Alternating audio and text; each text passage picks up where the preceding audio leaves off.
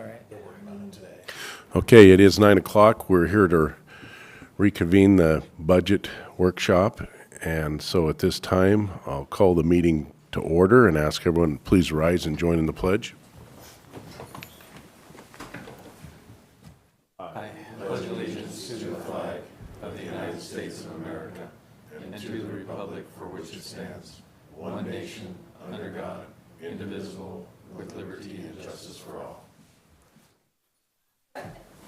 Okay, so I guess I'll turn this over to you, Mr. Gonzalez.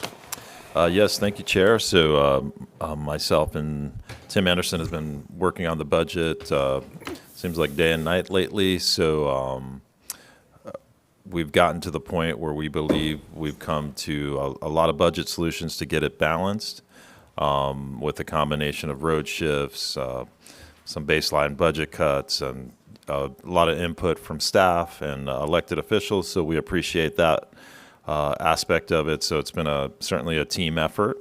So with that being said, I'll turn it over to Tim Anderson.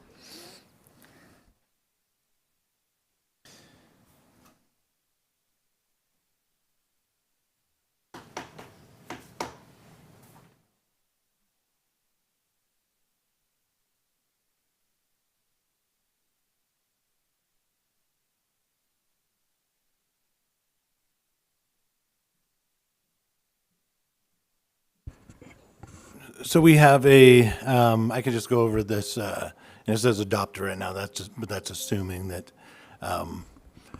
assuming it was adopted. But as far as this template goes, we would have revenues of $48,900,000 and expenditures of $48,900,000.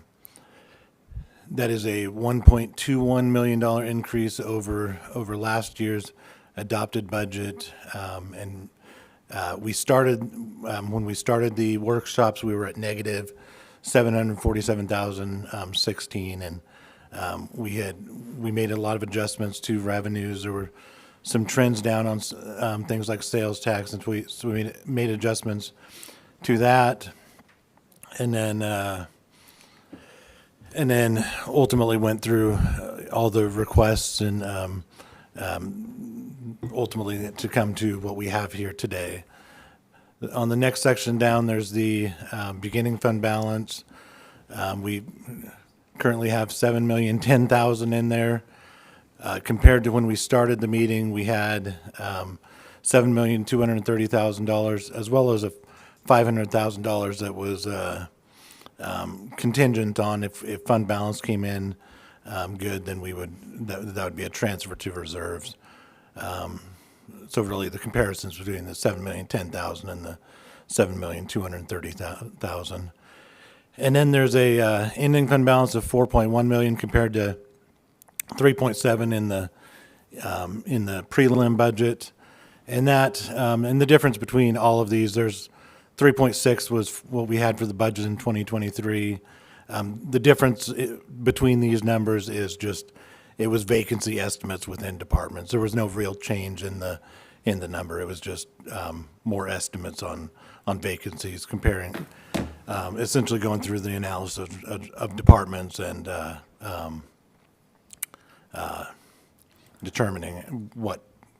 estimating what they're going to have this year. Commissioner tax decisions. There in this current version right now, there's a road shift of $750,000. There's a 1% levy increase of $115,024, and then the banked capacity that was available of $19,604, which would give you $884,629. So the total property taxes would be $12,911,361 compared to $11,832,771 last year, which last year's included a $350,000 road shift and a $556,000 on banked capacity. So you can see the changes from year to year on property taxes here. Going down the line on some of the other significant revenue sources we have in the county, Our main sales tax in the treasurer's office, we have it in there as $6.8 million. That's compared to 6.7 last year. And, in previous years, we've had a lot more significant increases than this, 500,000, if not more from year to year. And so $100,000 is a pretty minimal increase from what we've seen in recent years, but it definitely looks like that's more in line with what we're seeing right now. The criminal justice sales tax, this in the aids to other governments fund, $3.5 million compared to 3.1 last year. And then we had 3.6 in the prelim budget. There's this is a transfer in that we do from the 255 fund that pays for our debt service, and then we transfer in the excess to current expense. We have $3,420,000, and that was compared to a prelim budget of $4,356,000, and just the trend on this looked like it was really taking a dive from what we had in there before, and so we brought this down pretty substantially. The room and board of prisoners, City of Pasco. Last year we had 763,000. It's 1,110,000 this year, and I think this year we're actually on track to come closer to this 2024 number, and I'm pretty sure we're already over this with several months left to collect for this year. The salaries and benefits, we had, and this is before any vacancy estimates, so this is just full and true cost if everything happened with no vacancies. We've got $18.7 million of salaries, 7.8 to benefits, give you 26.5 total. Compared to last year, there was right around $25 million total. So pretty $1.5 million almost increase from year to year. And these would be some position changes that we can go over, but as well as just general step increases. The contingencies, last year we had $1.7 million. This year right now we have $1,020,000 in there. COLAs, you can see the COLAs from year to year. This year there hasn't been any decisions made on those. And then these are some of the requests that were made by departments during the year. There were, in the prelim budget, there was $768,000 of personnel requests, 2.2 of OTPS, just your general non-salary benefit, non-capital requests, and then $900,000 of capital. And then we what's in there right now is $229,000 of personnel changes, OTPS changes of $2,260,000, and then a reduction in capital expenses of $147,200 from the prior from what we had in the baseline budget. As far as personnel changes, these are what we have. This is what's currently in the budget right now. There was, in auditor and licensing, there were some grade 11 positions that ultimately there was decisions made by, or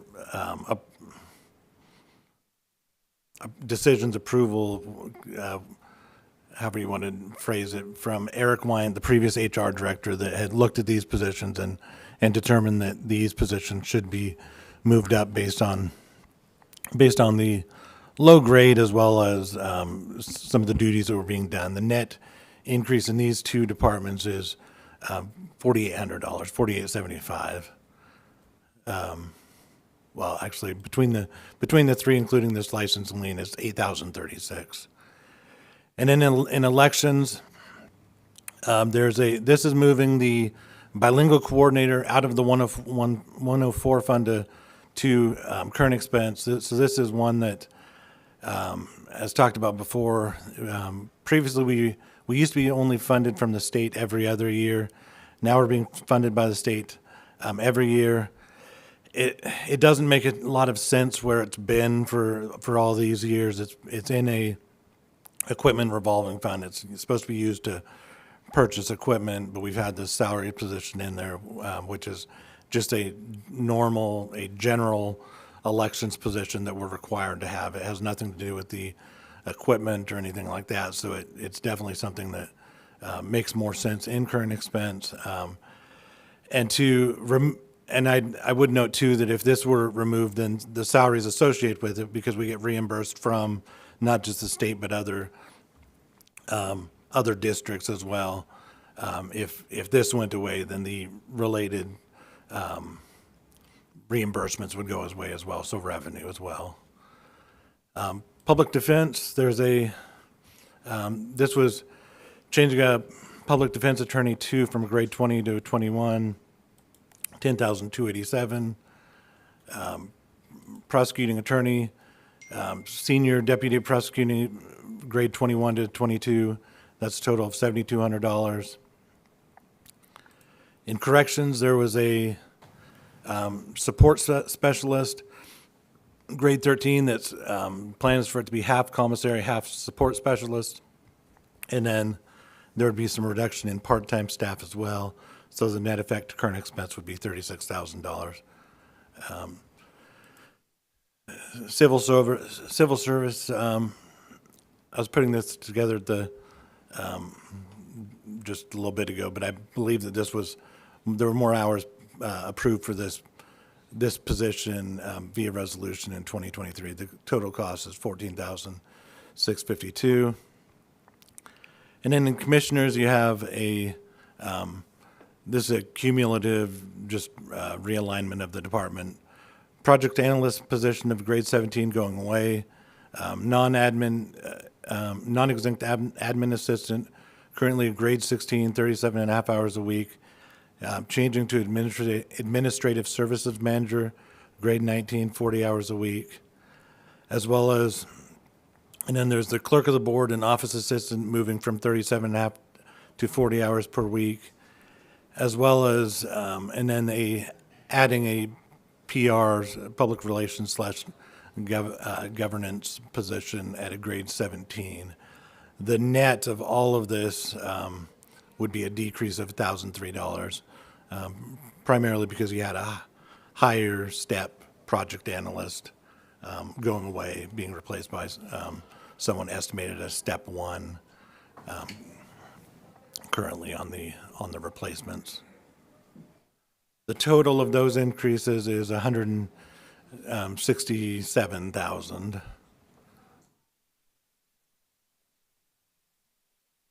And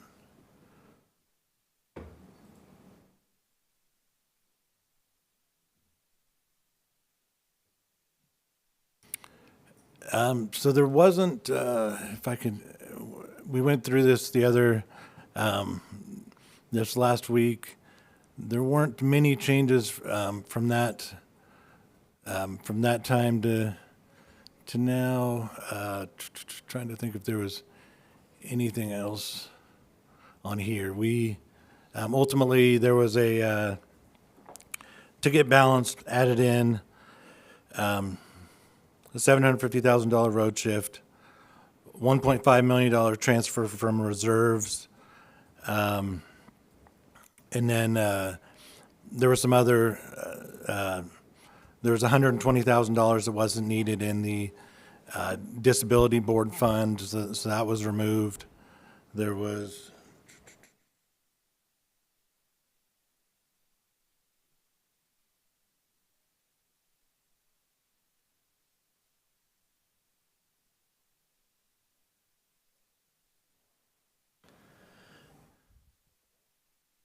$226,000 in some debt service funds that we don't have any debt related to those amounts anymore.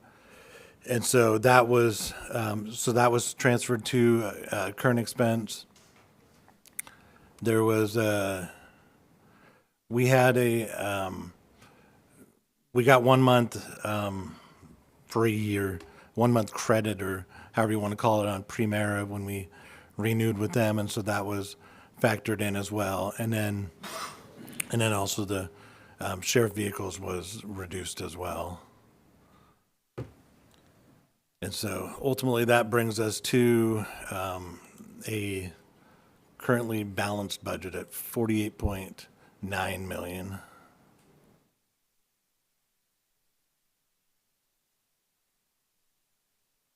And unfortunately, even if the board were to want to make a decision today to balance, we're currently not quite ready. We're due to, as we were working on this, information wasn't got to Public Works quick enough, and so they are currently working on amending their budgets right now to factor in road shifts and such. And so at the earliest, I think at this point, it could be tomorrow. So these numbers are not, I don't have this information at this point. So questions for Tim? Tim, I've got one. We're still going to reevaluate some grades. We haven't got the consor study back. And I know that these are positions that we had a previous HR director that said we were going to do these. They were ones that, I mean, I can bring up the comments that were stated from the former HR, but there was ones, it was, I think at least a couple of years ago that I can't remember how long he's even been gone now, but it was, I know it was before even last year's budget that he had said that these positions, especially the two grade 11 positions, should be changed because they're They're butting almost up against minimum wage. minimum wage. Yeah. Well, don't we have some other departments with people at that low status too? I believe that I think there may be one position in Public Works that's a grade 11, but I'm not entirely positive the whole population right off. I think there's only one other position in the county that's grade 11, I believe. Because And that would be in Public Works. It wouldn't factor into the majority of what we're speaking to here as current expense. again, I think this will create some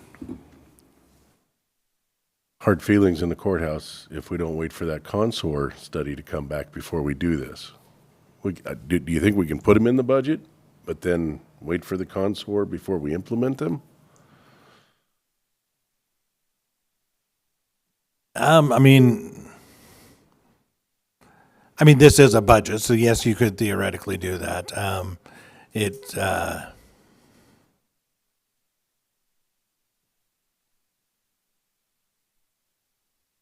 I mean, you could even have consor coming in higher than what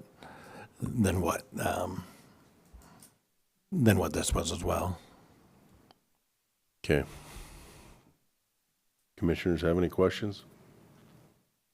How much do we have in our rainy day fund?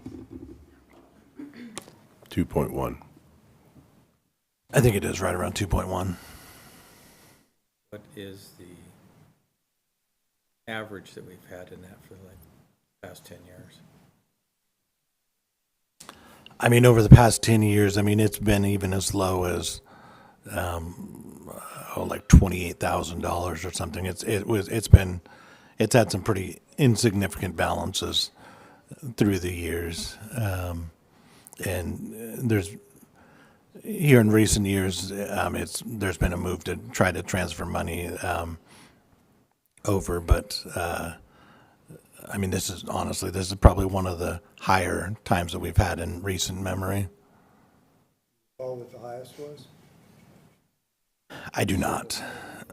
I don't recall.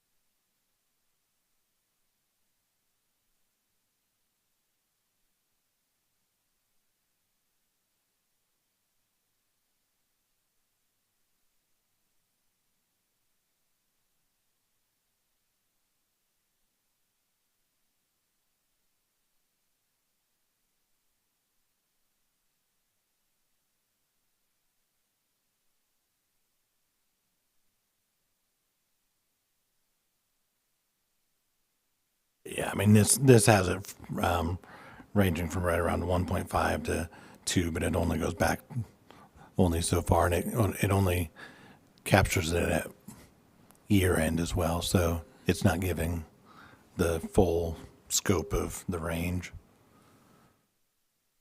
So with that transfer, it's gonna leave us with 600,000? Yes.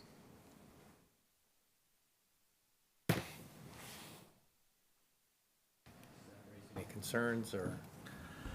Oh, certainly it does. I mean, the board was talking about posing cuts in departments. There was ranges last week of, I think, 2 to 5% or something thrown out last week, and there was an email sent to departments requesting cuts.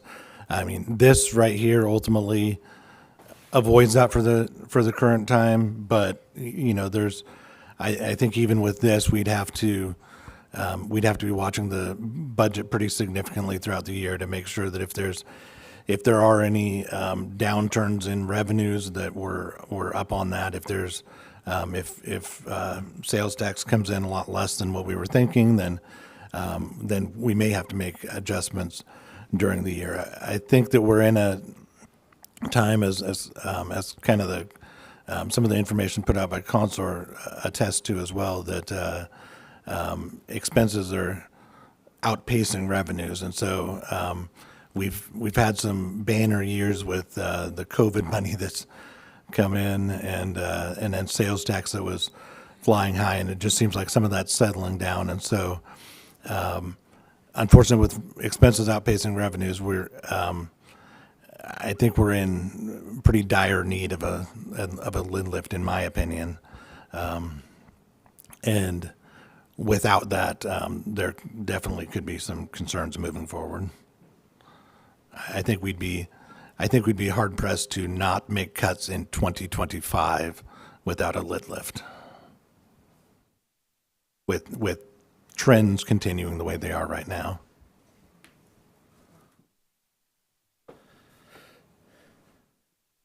And that's why I've requested Tim to come in monthly and keep us updated on revenues coming in so that we can make those adjustments as we see fit instead of letting them compile if the trend continues to go down on revenues.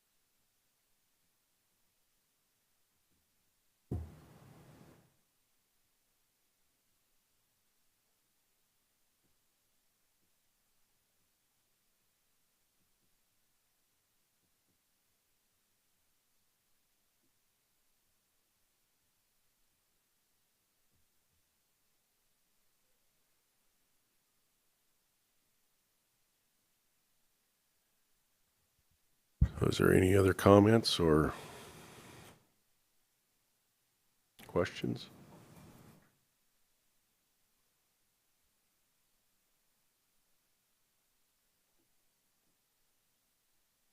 When do you expect Public Works to bring in their today? That's what I'm hoping for. Let's see if I have another email from them.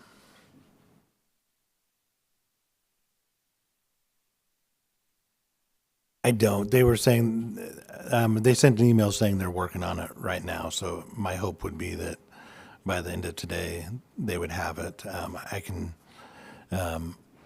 reach out to them and see if that's the case.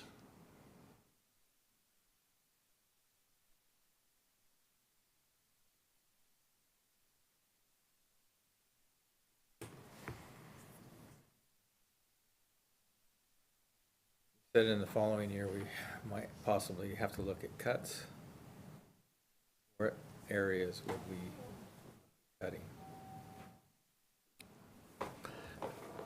I mean, even the 3% that was sent out in an email this last week would, you know, if you were doing 3% across the board, and I'm not even gonna say that that's the best method, but just, you know, just putting that out there. If you did 3% across the board, that would require position cuts in, I would say, probably most of the departments, just because most departments don't have enough of non-salaries and benefits to be able to absorb the kind of costs it would take to, here's a good update from Public Works. We've completed our update and it will be coming soon.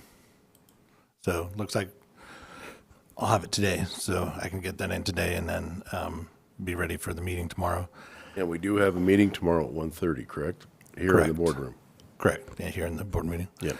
So the 3% would require, I think a lot of departments would have to cut positions to be able to absorb that kind of an impact. There's just not enough in non-salary benefits to cover those kinds of decreases.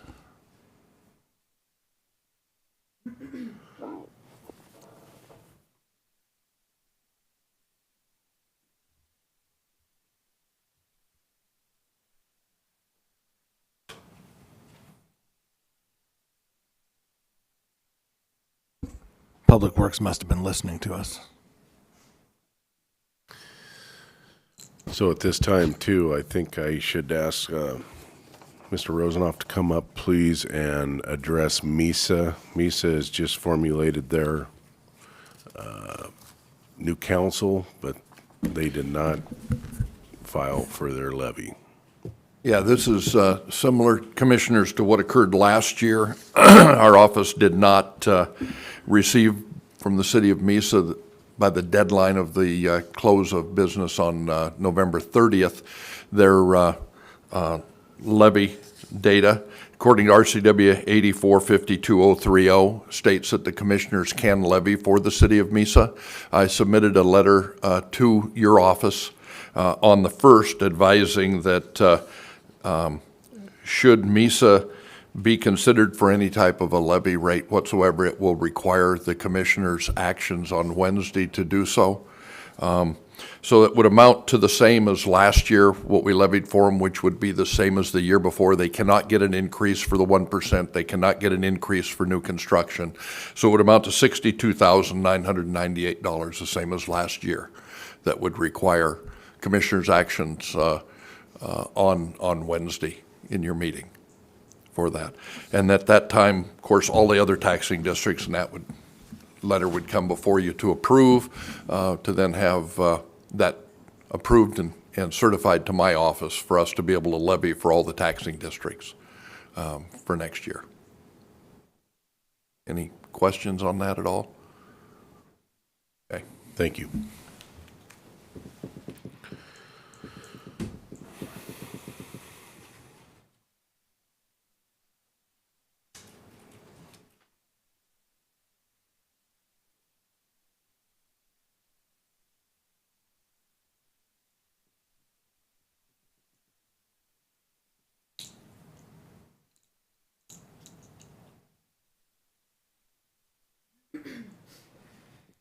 All right, well, if there's no further discussion, any other? I just have one question. Tim, Okay. what does the county spend on travel?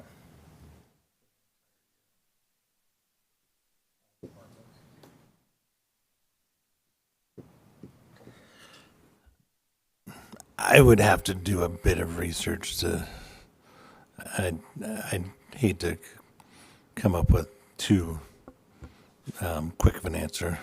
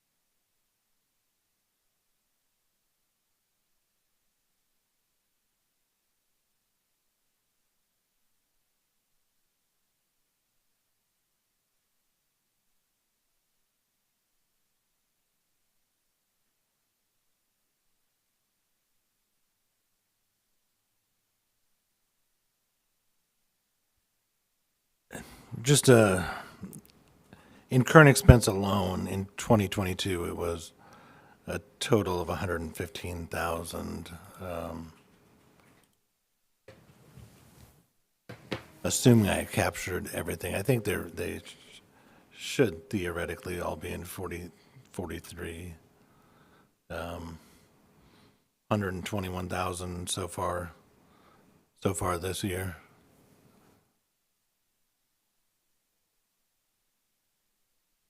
With so many of those meetings available on Zoom now, I mean, is that an area that we could take a look at?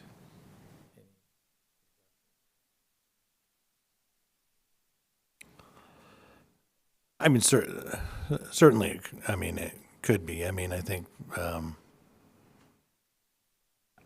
think there was a period of a couple of years during the COVID time where most of the stuff, if not all of it, was in Zoom meetings and stuff. I think some of those conferences and stuff have gone back to full-time in person and not.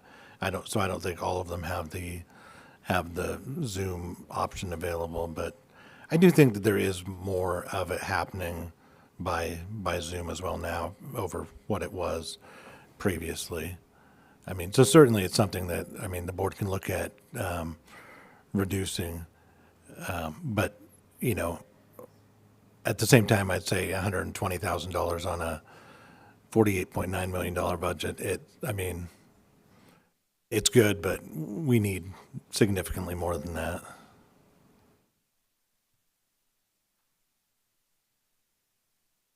I'm just looking for other ways to cut rather than laying people off. If there's any other ideas. Yeah.